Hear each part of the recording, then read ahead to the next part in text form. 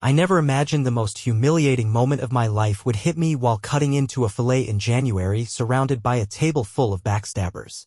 The room was dimly lit, the wine cost more than my first car, and everyone wore fake smiles like masks. We were there to celebrate what was supposed to be my wife's big promotion. Samantha was beaming, but not because of work.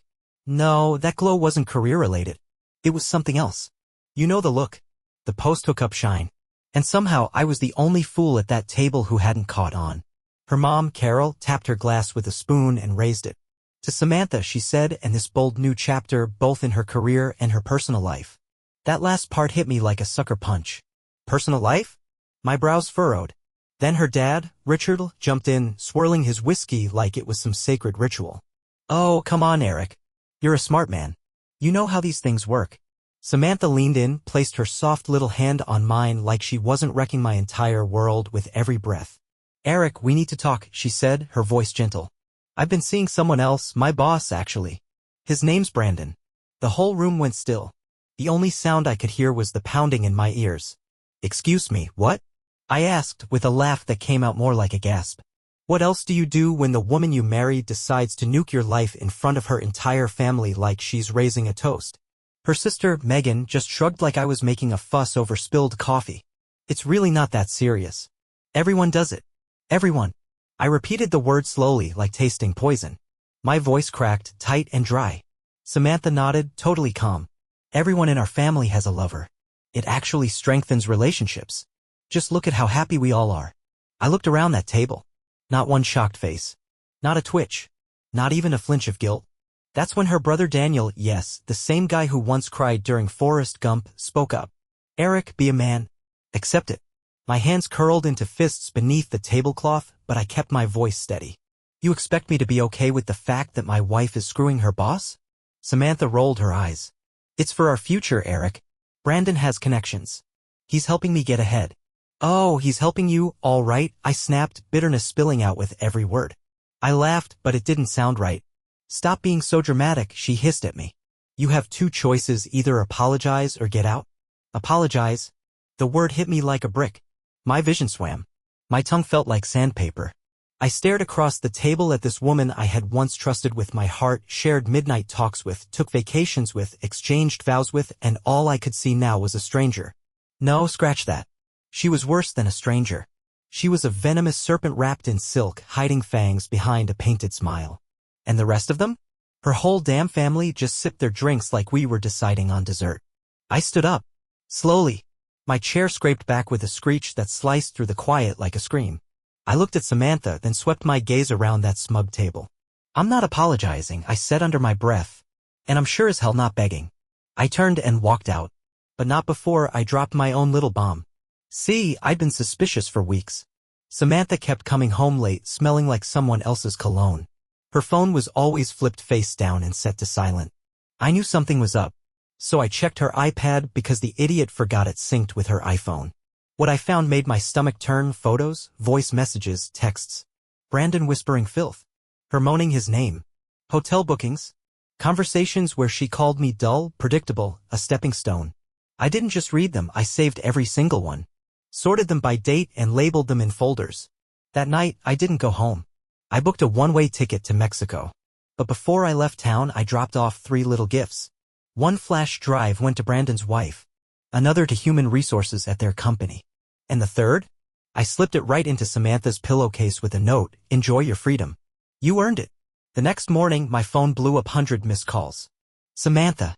Her mom. Her sister. Even Daniel. I powered it off, leaned back in a hammock down in Cancún, and ordered myself a cold drink. That was just the beginning. When I walked out of that restaurant, I figured I'd feel some kind of relief, like I was finally free from a toxic circus. But as the cab pulled away from their smug faces and clinking glasses, what I actually felt was a deep, gnawing emptiness in my chest. I got to the hotel and just sat there on the bed, staring at the wall. It was too quiet. No pings from Samantha's texts. No fake sweet voice, manipulating like she always did when she needed something. Just silence. It was all a lie. I opened up my laptop and brought up the folder I'd named Truth. It was filled with screenshots, every filthy message between her and Brandon. I had organized them like a case file. One message kept echoing in my head: he's too soft. Brandon, you challenge me. Eric just exists. She wrote that 2 days after our anniversary. We were up in Long Beach staying at that fancy cabin she begged for. I cooked for her, read her that stupid poetry she liked, gave her a necklace with her birthstone. She smiled, kissed me, said I was the only man who understood her soul. All lies. And that wasn't even the worst part. The worst was a voice note. I told him I'm working late, but I'm wearing that black lace set you like. I'll be there in 30. That night, I had picked up her favorite Thai takeout and waited 3 hours before she finally walked in. Said she was wiped out from meetings. Kissed my cheek. Fell asleep in my arms. I should have known.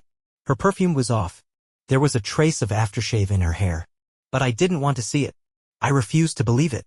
I closed the laptop and poured myself a glass of bourbon, the good kind. The one I saved for anniversaries, big wins, life milestones. Figure this counted. Then my phone started buzzing again. Samantha. Over and over. I didn't answer. I just stared at the screen while her name kept flashing across it, her picture too. That same pretty face that had lied to me so damn easily. Eventually, I gave in and listened to one of the voicemails. Eric, what the hell did you do? She snapped. You ruined everything. Brandon's wife went ballistic and stormed the office. HR's involved. You embarrassed me in front of everyone. Call me back. Now. No apology. No guilt. Not even a shred of remorse. Just pure, raging entitlement like I was the one who'd stabbed her in the back. It was almost comical. But then came the part that really made it all worth it. An email showed up in my inbox. Short and to the point. From Brandon's wife. Thank you. You just saved me years of my life. I'm leaving him. Another life blown apart. Another mask torn off. And for once in this whole mess, I wasn't the one left looking like a fool. By the time the sun came up, I'd already checked into my flight. I left a note for the hotel staff, thanking them for their kindness, and took one last look at the skyline, the same one Samantha used to stare at while pretending to dream about our future. Turns out, those weren't our dreams she was chasing. She had someone else in mind, and someone else's bed too. As the plane lifted off the ground, I felt something shift deep in my chest. The pain was still there, sure. But there was something new, something I hadn't felt in a long time, freedom. I didn't know where I was headed exactly, only that I wasn't going back. Not to her. Not to that toxic life. And definitely not to that table full of snakes pretending to be a family. That chapter? It was closed for good. But the next chapter? That one would be mine to write. I landed in Cancún just after noon. The sun felt different there, warm but distant, like it could tell I was carrying something heavy and didn't want to press me for details. I checked into a quiet little beach villa far from the loud, rowdy tourists. No plans. No expectations. Just me and a broken heart trying to figure out what the hell came next. The silence hit hard. Back home, Samantha filled every space with sound, Spotify playlists, obnoxious speakerphone calls, her endless complaints about coworkers, the same ones she was probably screwing. Now it was just the sound of the waves and my own thoughts, loud as ever. I sat out on the porch, cracked open a cold beer, and started scrolling through old photos. Not because I missed her, hell no, but because I needed to see just how deep her lies had gone. There was our honeymoon in Italy. Smiling selfies at sunset, her hand in mine. She was probably texting Brandon while I stood there thinking I'd married the love of my life. Then our Christmas picture, she had that bright red lipstick on. The same lipstick I later saw smeared across a hotel bedsheet in one of her selfies. Even our wedding photo started to feel fake. Her grin was too perfect. My eyes too damn trusting. I was spiraling fast. Then came a message from Daniel. Her brother. Eric, man. I didn't think it would go this far. I thought it was just a fling. Samantha's always been complicated. Complicated? That's what he calls a woman who invites her husband to dinner just to drop a bomb in front of everyone that she's banging her boss? I didn't reply. A little while later, Megan texted. Can we talk? I didn't agree with how she handled things. I told her not to do it like that. She wouldn't listen. I didn't trust her. I didn't trust any of them. That whole dinner, they just sat there like cult members nodding along, treating betrayal like it was just a strategy in a game of Monopoly. But I was curious. So I responded. Talk? Go ahead. She sent a voice memo. Eric, I'm sorry. I didn't think she'd be this cruel. But there's something else. Brandon wasn't the only one. There was another guy last year. A client from San Diego. She used to fly out for work. But really, she was with him. I caught her once. She swore it was over. I felt my stomach drop. Another one. Suddenly, all the puzzle pieces fell into place. The surprise solo trip. The weird perfume. The mysterious conference. I'd missed it all. Every single red flag. I texted back. Why are you telling me this now? Her answer hit like a freight train. Because she's saying you're unstable. She told Mom she thinks you might be dangerous. That's why everyone's freaking out.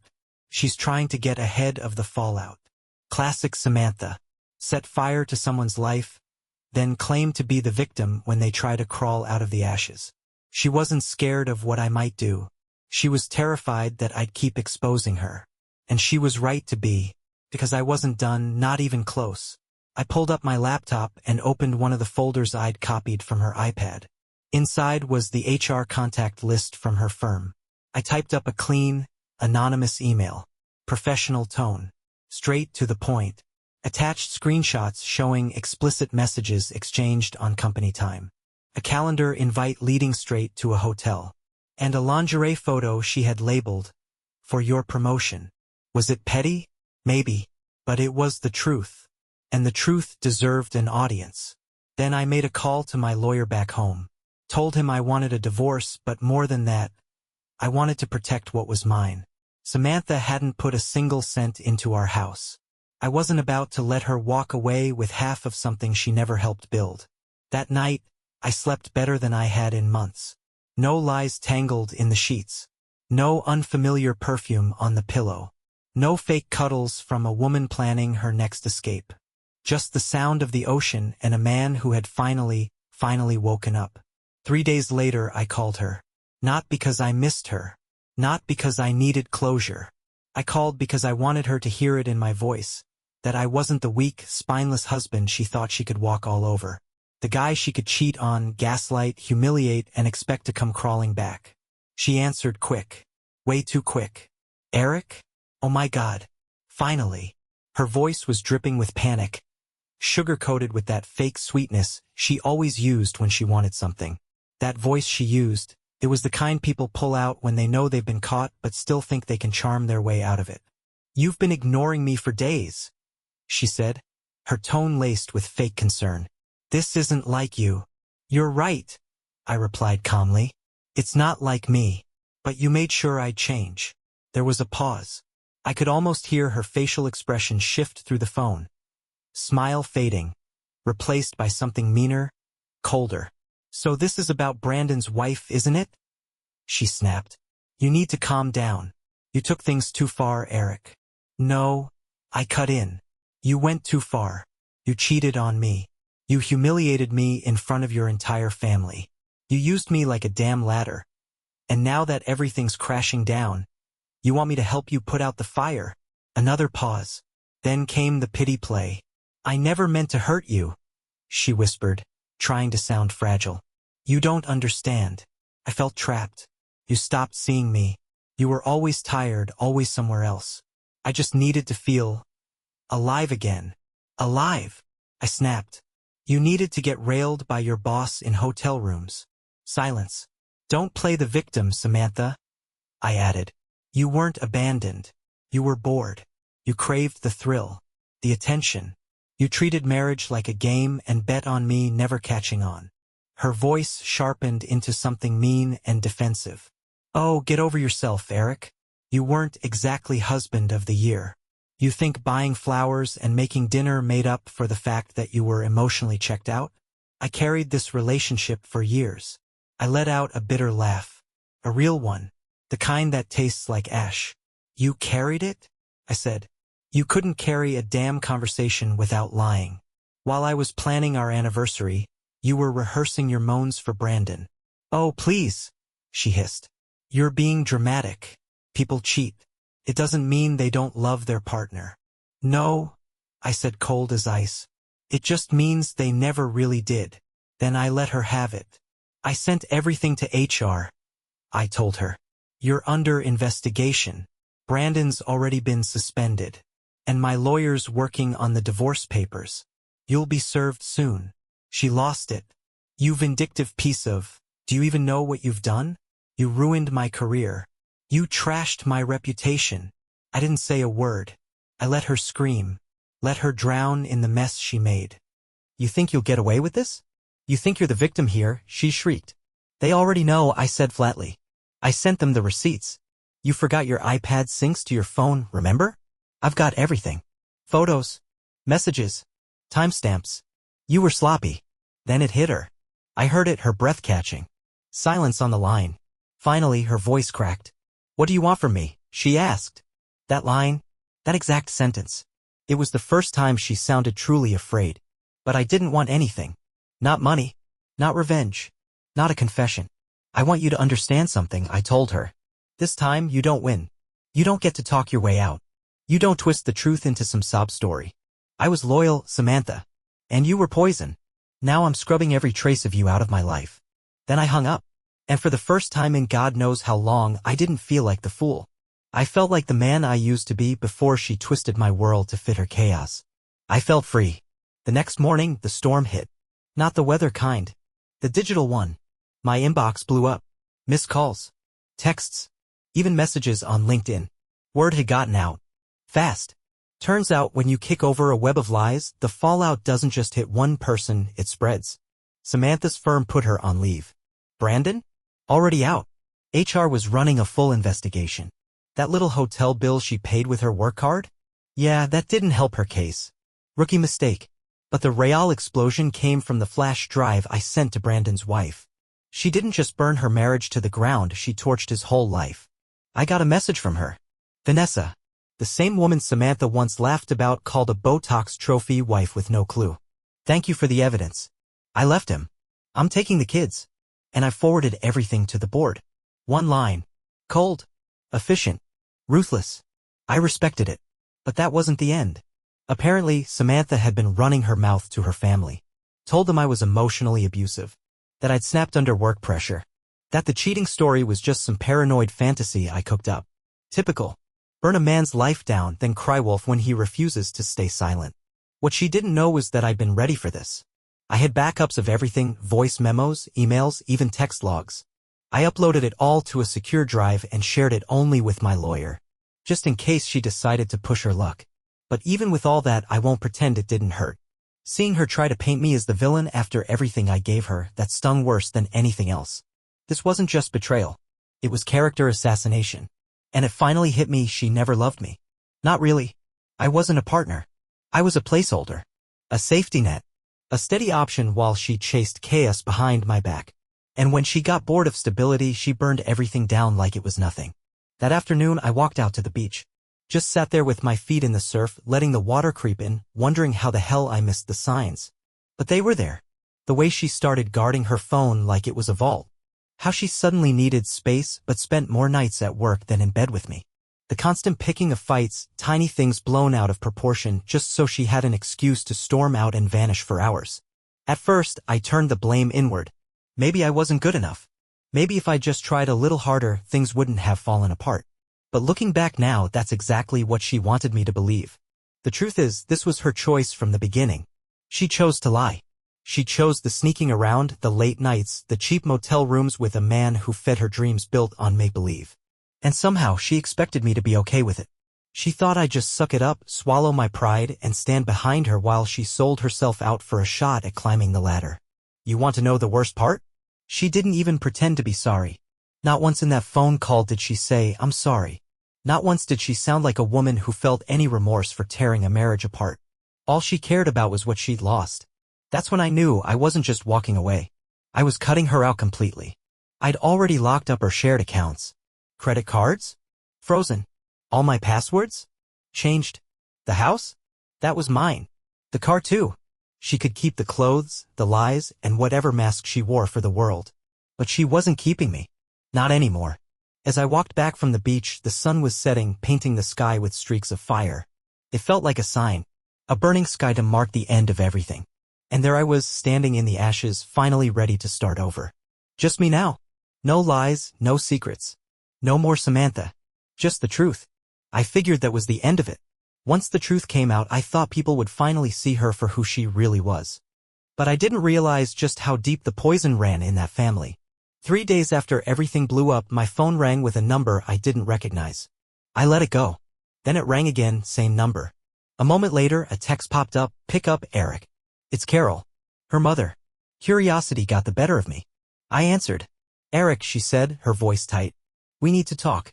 I braced myself for shouting, for blame, for insults. But instead, she went straight for the guilt trip.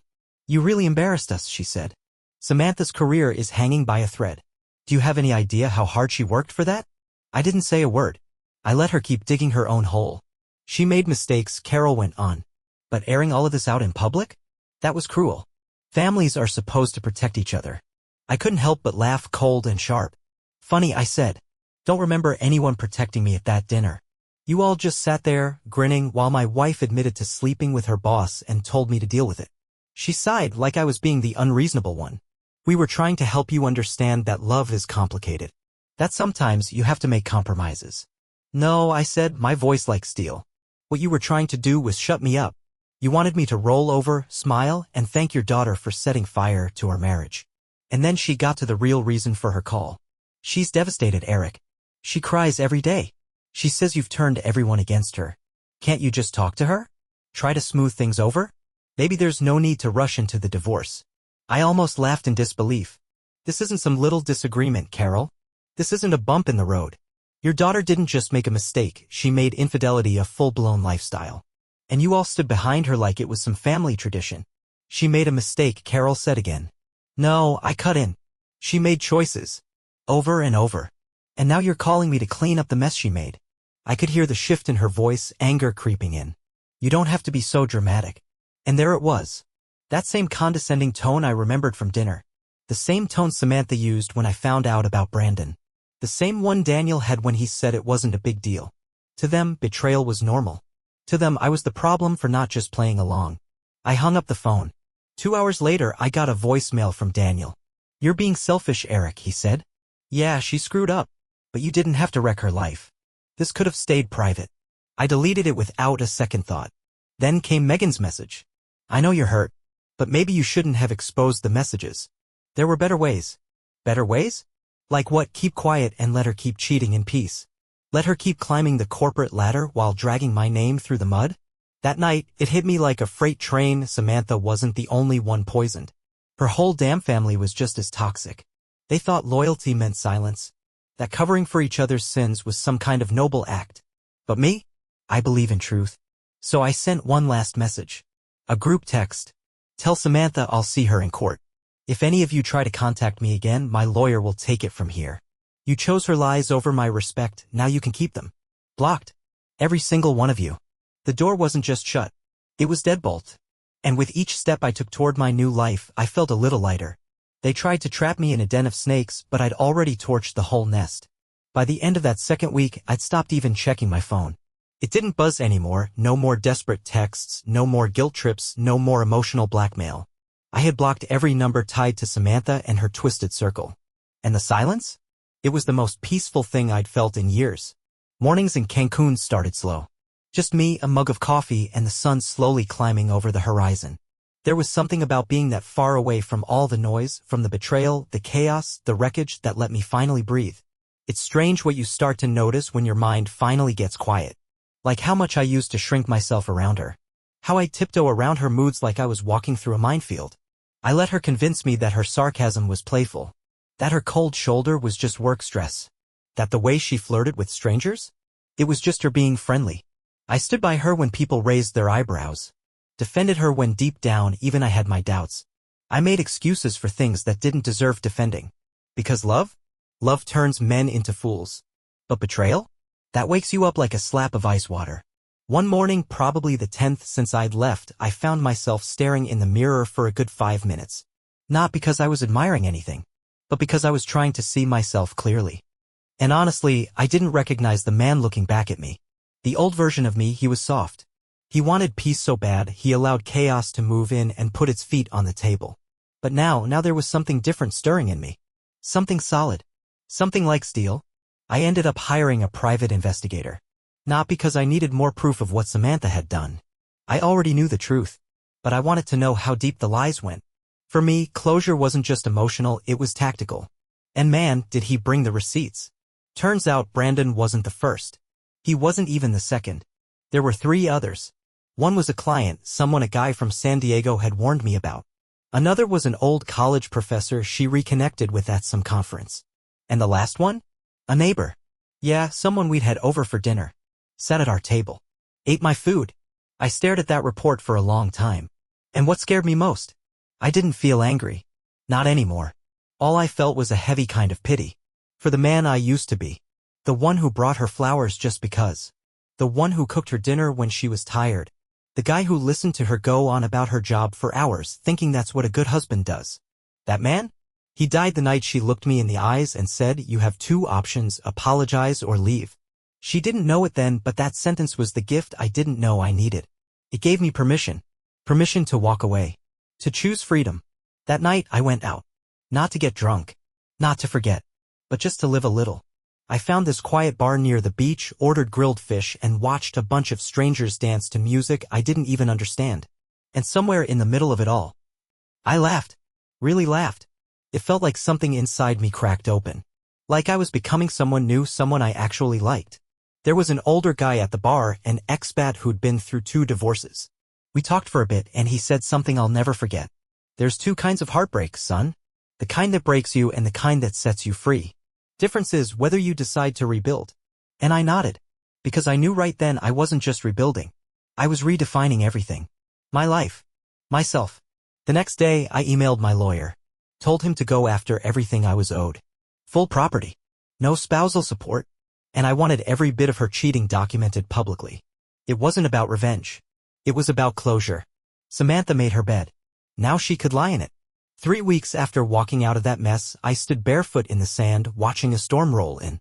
The sky looked bruised, heavy with rain. The ocean churned like it was holding something back. The air was thick charged. Felt like nature itself was getting ready to start fresh, same as me. The divorce papers were finalized. My lawyer made sure it was airtight. No back and forth, no games. She tried to cry her way through the mediation, said I was heartless, said I was taking everything. But all I had to do was open that folder and slide the photos across the table. Proof. End of story. She walked out with nothing. No house. No money.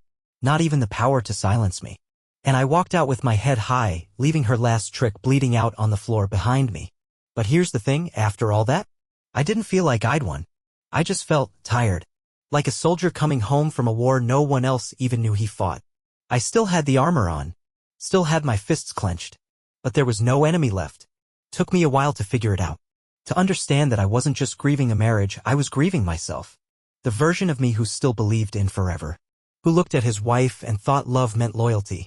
But that man? He died the night she gave me that ultimatum. And in his place, someone stronger stood up. Someone who finally understood something hard. Love doesn't guarantee loyalty. And loyalty doesn't mean you're loved. Samantha didn't cheat because she was broken or lost. She did it because she could. Because she felt entitled. Because she thought I'd always forgive, always fix, always stay. That was her mistake. Mine? Believing love had to hurt sometimes. Thinking being a good man meant swallowing disrespect and calling it patience. Never again. Since then, I've done a lot of reflecting. Started journaling, something I never thought I'd do. Wrote down everything. The dinners where she made me feel small. The gaslighting.